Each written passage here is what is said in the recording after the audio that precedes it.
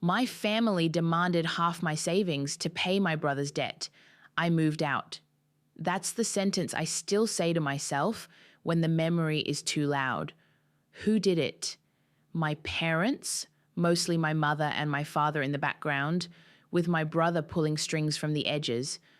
What they did, they asked me, then insisted, then made it a condition that I hand over half of what I had saved in cash to cover a debt my brother had accumulated. Why it hurt? Because those were my plans, my safety net, money I had earned slowly and privately over 10 years. It was not theirs to take, and they treated it like it was. I'll start with how we were arranged because context matters. I lived in the house I grew up in. I hadn't paid rent in years. That was part choice, part necessity. After my divorce, returning home felt practical. I took a job that paid enough to cover my bills, but not much more. I picked it because it let me be near my parents. My mother had diabetes and was on medication she sometimes forgot to refill. My father had a bad knee and walked slower than he used to. I helped with appointments, took care of the grocery runs, and paid for the landscaping they could no longer maintain. In exchange, I had a bedroom I could sleep in, a kitchen I could use, and, until all this started, a family that felt like a safety net. I had been saving. I squirreled away small amounts, bonuses at work, an inheritance from a distant aunt, tax refunds. It didn't feel ostentatious. I didn't spend on vacations. I cut back on dinner dates. I told myself it was for a down payment, maybe a small condo somewhere quiet. I told myself it was for the future because it felt safer to have a plan I alone could control. My brother, Ethan, had his own life. He was 2 years younger than me. He'd started companies and folded them. He lived in a nicer neighborhood, in a nicer apartment, and he liked the appearance of being unbothered by money even when his bank balance suggested otherwise. He asked for help before. I'd lent him a few hundred, once 1,000, then another 1,000 when his car broke down. I thought of these loans like little investments. He always paid me back when he could. My parents had patched him up after his worst mistakes. For a long time, I assumed they were closer, and that commanded some of my patience. The first ask was casual. It was over dinner. Lasagna my mother had been proud of, the table clean, the TV muted. Ethan walked in late, hair not quite combed, and sat. And while we ate, he mentioned that he had a business line that had gone sideways. A creditor had filed. He was short by $12,000. He smiled and joked, like a man apologizing for a spill. Later that week, my mother called me into the kitchen while my father was reading. She stood with a dish towel in her hands, fingers worrying the fabric. "You always have money in the bank," she said, almost as an observation. I told her I didn't. "Want to talk about my finances in the kitchen?" And she narrowed her eyes. She told me Ethan was in trouble. She told me the family needed to pull together. The "we" she used felt different than the "we" I had been part of for years. She asked. She said it would mean so much. At that point, I still had the option to say yes. I could have, and there would have been a conversation. I had not known then that the conversation would become a weapon. The second ask came quicker and colder. A month later, they asked for a specific number, half my savings. They had an explanation. If I didn't give it, the creditors would take the house. If the house was sold to cover the debt, they said, everyone would lose. They said that Ethan had co-signed on something in their names years ago, and that the legal exposure now meant the house, my childhood home, was at risk. They laid out figures, spreadsheets printed on paper, red pen marks. They had the creditor's name. They had the what-if scenarios. Two things were true. One, I did not co-sign anything. Two, the house was, as far as I knew, in my parents' name alone. But they painted pictures of worst-case scenarios in a way that felt like leverage. There were numbers and lawyers' names and a tone that suggested inevitability. My mother looked at me like a woman asking for a life jacket. My father, who had always been the quieter one, said, "We can't lose that house." Why I hesitated was practical and private. Giving half my savings would mean delaying the plan I had for myself by years. It would mean I was a renter for longer than I had hoped, and it would mean losing the cushion I had created for emergencies. It would mean trusting that once the money moved, nothing else would be demanded. But there was also the emotional cost. To hand over half my life's careful saving because a man I had helped before, my brother, had run up debts felt like a betrayal, not only of me, but of the narrative I had believed about our family. They started to frame my refusal as selfish. My mother became tender in a way that felt like pressure. She would sit with me and reminisce about when we were kids, the good parts of the story, and then pivot to the present. We raised him, she'd say. We were there for you when you needed help, as if those debts were alleged to be balanced. I had, in fact, been there for them, but theirs was a different calculation. Giving to Ethan now in order to keep the house, to keep appearances, to avoid a messy foreclosure. I made a decision to protect what I had. I said no. That is where the escalation loops begin. First loop, the initial coercion and guilt. They asked. I refused. My refusal was met with a quiet withdrawal. Family dinners stopped having an empty chair for me. Invitations to small events, my father's weekly coffee group, a holiday lunch, started to feel like conditional favors. My mother became brilliant at leaving notes on the fridge, "We love you," in handwriting that suddenly felt like an instruction. When I brought up logistics, what lawyers said, whether there were actual imminent notices, my father answered vaguely and then later expressed disappointment, as if disappointment were a softer form of accusation.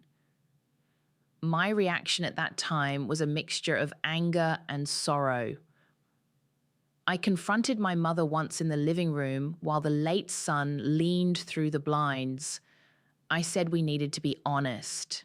I asked for documentation. She gave me a binder and pointed to pages. I read phrases and numbers and the name of the creditor.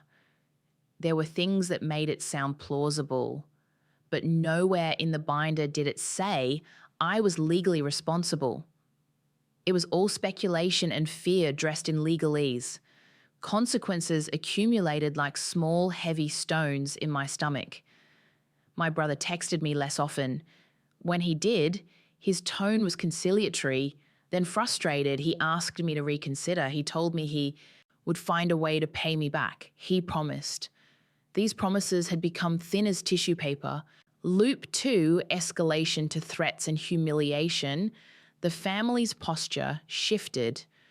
After a particularly tense argument where I refused at the kitchen table in front of my mother, my father packed my things into the trunk of his car and told me I was being dramatic.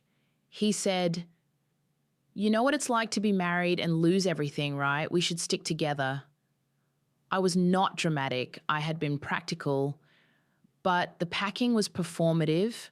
It was a message. Fathers don't usually pack children out of their homes in a discreet move unless there's a drama to be made, the neighbors noticed. The sister down the street commented later as if she had a stake. Word moved in small circles and came back to me like a report.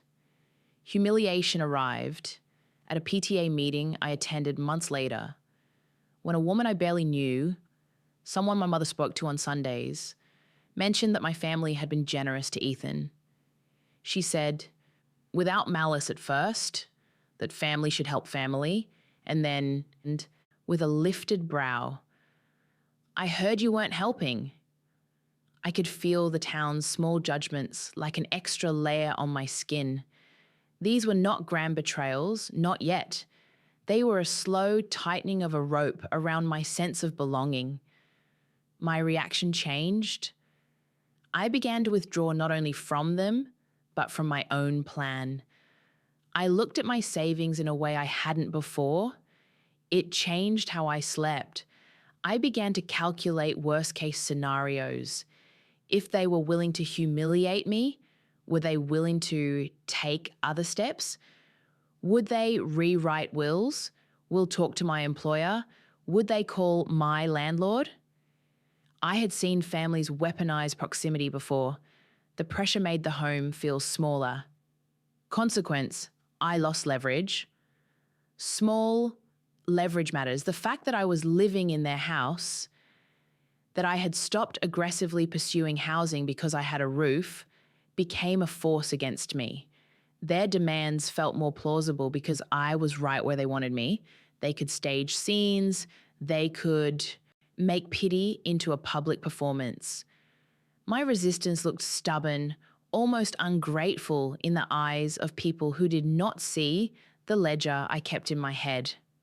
Loop 3, gaslighting and exclusion. They started to tell stories about my past in ways that diminished me. They talked about the divorce at family gatherings as if it had been my fault, and whispered that I had always been unreliable with money. These comments were like splinters, small enough to be dismissed if I tried to call them out, and large enough to lodge and infect. One evening, my mother pulled me aside and said, "We're trying to be fair. We will put it in writing.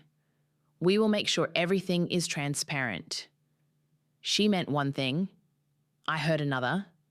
The in writing they spoke of was a new will that favoured Ethan.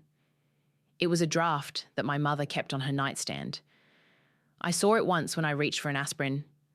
The draft listed Ethan as executor and made no mention of me. When I asked about it, she closed the drawer and said, "Don't worry, we'll talk about it later." I asked once if they had spoken to a lawyer. My father said they had, and that the lawyer advised them about options. I asked for the lawyer's name. He gave it to me, and my relief was immediate. Finally, I thought, there would be clarity. I called. The receptionist told me there was a client privacy policy that prevented them from discussing details with me if I wasn't a named client. That was legally true, but it also felt like a door had closed. I tried to keep my world contained. At work, I smiled, I put on layers of competence. Inside, when I came home, silence met me. Food had been left in marked containers with my name in a way that read like rationing. If I tried to begin a sentence about how indebted Ethan really was, my mother would say, "We can't continue this."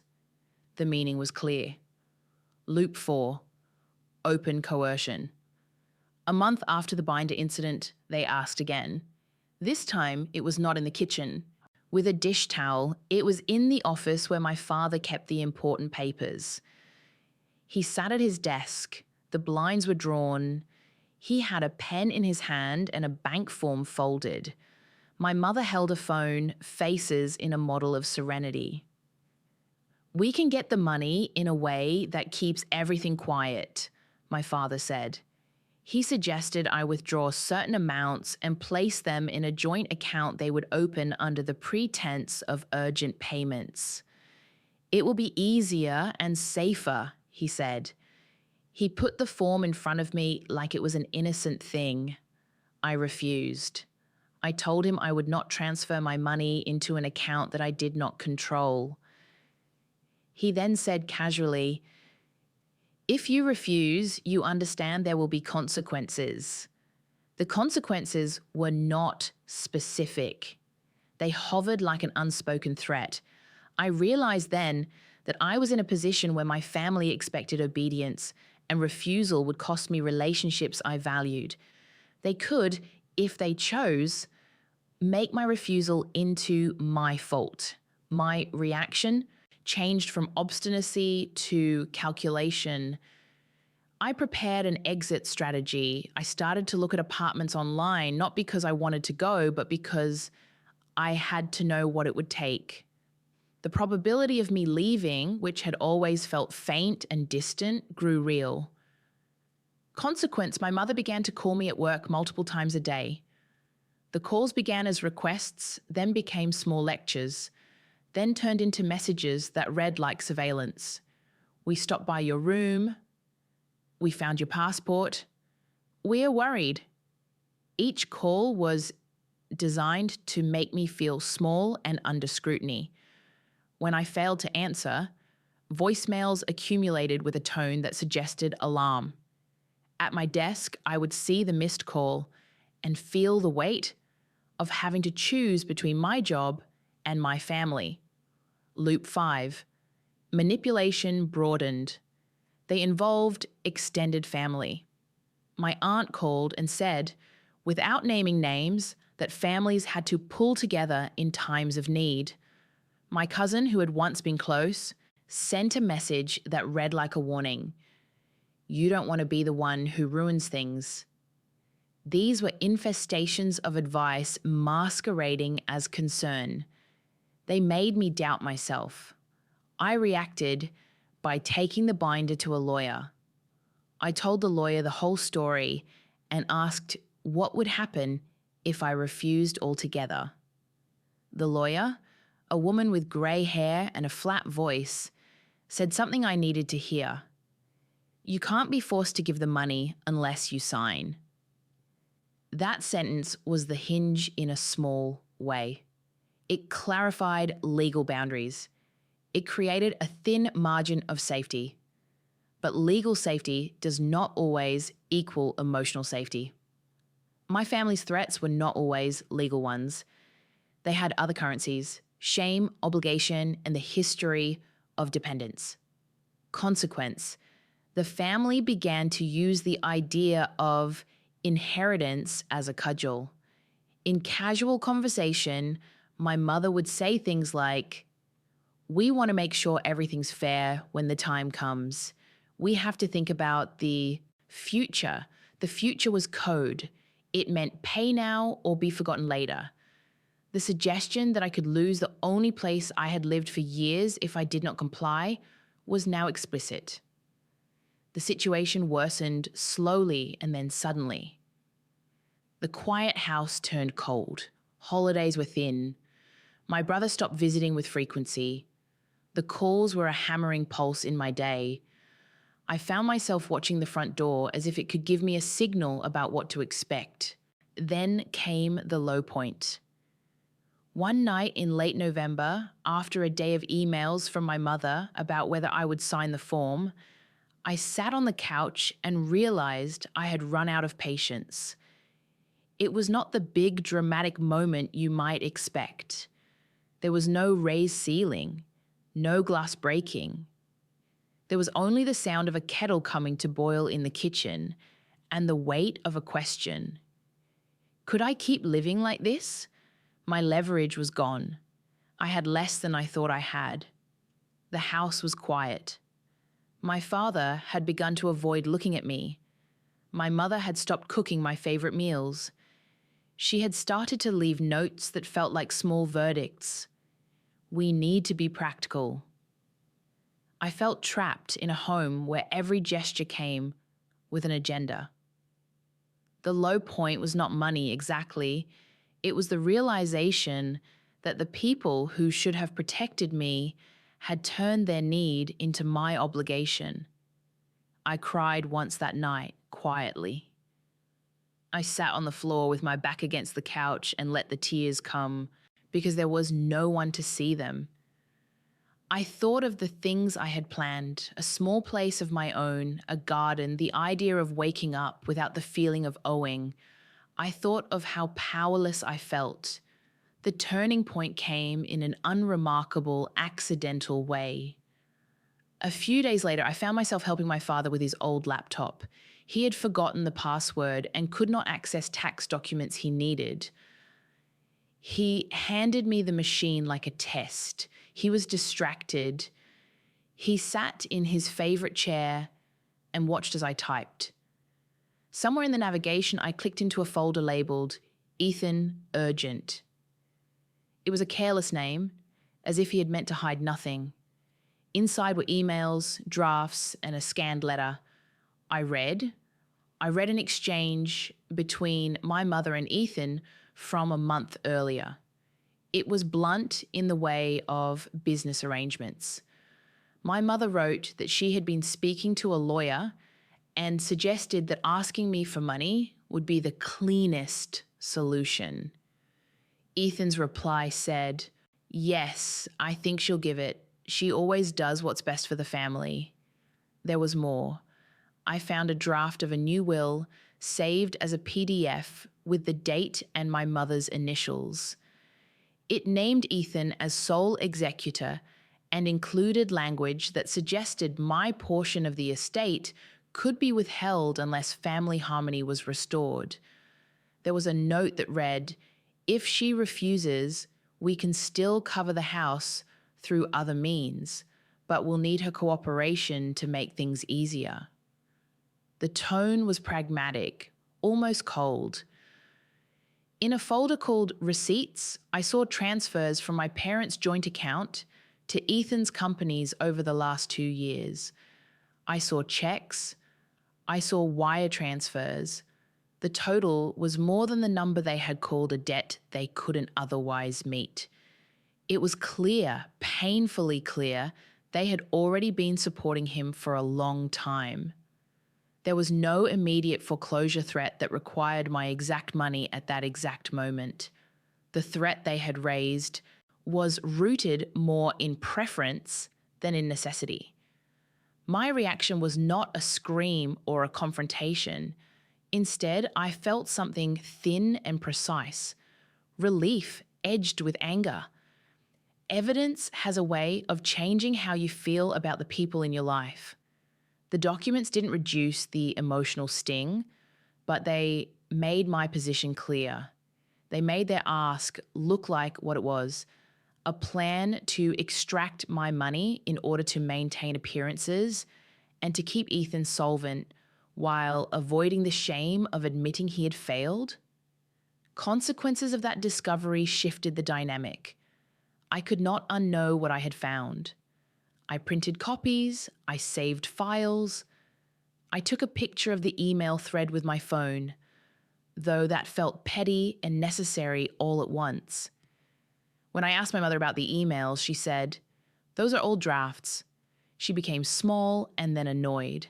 My father, when confronted, laughed and said, "You're making a mountain out of a molehill." But the truth was now outside them. It existed in digital ink. I had a form of leverage in the quiet, stubborn way that a photograph of something disturbs the illusion of consensus. I decided to move out the next week. Not because I wanted drama, but because I wanted to reclaim the one territory they had been trying to use: my independence. The move was modest. I took a U-Haul, rented a small studio 2 neighborhoods over, and packed the books I loved into boxes. I didn't take the family photographs. They had always belonged more to them than to me. I took a few photos of my own, a well-worn blanket, my mother's old recipe cards, and my savings ledger tucked into a drawer. I changed my bank accounts. I opened a new one at a bank with a smaller branch on the advice of the lawyer. I moved my certificates of deposit into my name alone. I notified my employer of my new address. I set up an auto pay to take care of some small bills that would have otherwise been an excuse. The consequences were immediate and quiet. On the day I moved, my mother called me 9 times. The calls were not angry, they were hurt, and that hurt felt designed to pull me back. My father left a voicemail where he sounded thin and small, and it struck me how small he had become in my estimation. He said, "I don't understand why you're doing this." I left a voicemail that day too. I told them I needed space. The family did what families do when they are uncomfortable. They filled the quiet with statements that did not require my assent. My mother told their friends that I had left because I wanted to be independent. Ethan posted a photo on social media of a new watch and a caption about family first. My phone filled with messages from relatives trying to understand both sides. The payoff was not melodramatic. There was no courtroom victory or viral moment. The realistic outcomes were slow and practical. First, I didn't give them the money. The savings stayed in my account. Second, my relationship with them changed. It became transactional where it had once been unconditional. I spoke to them on the phone less. When we spoke, it was often about the weather, about appointments, or about the logistics of their bills. I did not sit at family dinners unless I chose to. My mother tried a few times to negotiate over the phone. She offered me partial payments, a repayment plan, an IOU. I refused those too. There were other consequences I hadn't expected. I paid more for rent. I learned to field intrusive questions from neighbours at the supermarket. I felt lonely on some long evenings when the ache of family absence was loud. There were also practical gains. I slept better. My savings remained intact. I began slowly to rebuild the idea of a future that belonged to me. Ethan's debt, the thing that had justified all their actions, faded into the background of our lives.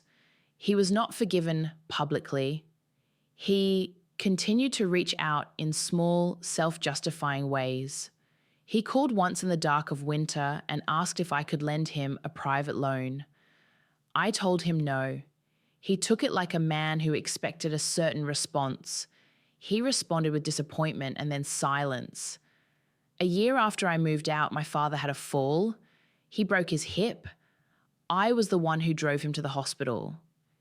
In the recovery period, with medication leveling his moods, we had conversations that did not involve lawyers or ledgers. I sat with him in the hospital room and read to him because the nurse suggested it soothed him. He apologized once in a small voice for the way he had handled things. He did not say the word money. He said, "I was scared." That's the most honest sentence I have ever heard from him. That apology did not fix things. It was not intended to. It was a small human moment, and I accepted it on its terms, an admission, not a rescue. We did not reconcile fully. Reconciliation is a process longer than a sentence. But there was, in that hospital room, a recognition that fear had shaped choices we had all made. That did not erase the years of pressure. It diminished some of the ash of bitterness. My mother and I did not speak for several months after I moved. When we did, our conversation was careful and guarded. It focused on practicalities, her doctor's appointment, a prescription renewal. Sometimes that's what healing looks like at first: utility and small, kindnesses rather than sweeping gestures. Practical consequences extended beyond family. I changed my estate plans. I updated my accounts to ensure that my savings would not be accessible in ways I had not authorized. I made sure that any future gift I gave would be documented. I enrolled in therapy to talk about the way proximity and obligation can be weaponized in families. Therapy helped me name patterns and to be less forgiving of manipulative kindness. Ethan's life moved on in parallel, with its own decisions and consequences. He did pay some of his debt over time. He did not keep the promises he had made to others, but some creditors settled for lesser amounts. He called me on his birthday once, then stopped. I kept to myself. There were social consequences too. Some relatives sided with them. Others chose not to take part in a family drama. I lost a few friendships that had been entangled with family loyalties. I gained in time new acquaintances who valued me for reasons other than the family narrative I had been wrapped in. The apartment where I now live is smaller, but it is mine. There is a plant in the window I tend. There is a small radio I like. I learned how to cook one-pot meals for myself. Small acts of independence felt enormous. The payoff, finally, was quiet. I kept my savings. I regained the right to decide how to use them. I kept the house in the sense that I kept my memory of it and the right to visit on my terms. I did not, in the end, recover all that had been taken from me emotionally. The trust was the part that hurt most. The sense that the people who had raised me would calculate my sacrifice as if it were currency. I resented them for that. I set boundaries. I learned to be suspicious of requests that came wrapped in nostalgia. One practical outcome also happened. Because I had kept the savings and taken steps to secure my financial autonomy, I was able, 2 years later, to put down a deposit on a small condo. When the market dipped, it was not the place I had imagined at 25, but it was mine. The purchase was not poetic. It was a pragmatic consolidation of what I had saved and the lessons I had extracted about dependence. It did not feel like vengeance. It felt like tethering myself to something solid. Emotionally, the ending was not triumphant in a cinematic sense. There were no dramatic reconciliations, no public renunciations. There were practical adjustments, small kindnesses, and an acceptance that family is complicated and imperfect. I did not choose revenge. I chose a life that allowed me to be present without being consumed. What mattered most was learning how to identify the moment when persuasion shifts into pressure and where love becomes conditional. I learned the contours of my own resilience. I learned to place boundaries around what would and would not be mine to give. I also learned the cost of boundary setting, estrangement, loneliness, and a gauge of grief that is measured in holidays, skipped, and calls unanswered. If there's one thing I would say without moralizing it into a life lesson, it's this. Families will always have histories and debts and narratives that pressure the people inside them. Sometimes you will be asked to pay for someone else's mistakes. Sometimes you will be asked to carry more than you should.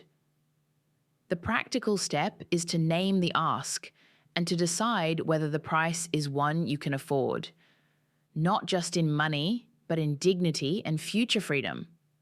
I moved out because the house had become an arena in which my autonomy was negotiable. The move was not about punishing them. It was about refusing to be used. That decision cost me comfort and some relationships, but it returned me to my life. If you stayed with me this long and this story landed with you in any way, please leave a like. It helps other people find stories like this. If you want to hear more of my stories, subscribe. I'd like to know, have you ever been put in a position where family expected you to pay for someone else's mistakes? Tell me in the comments below.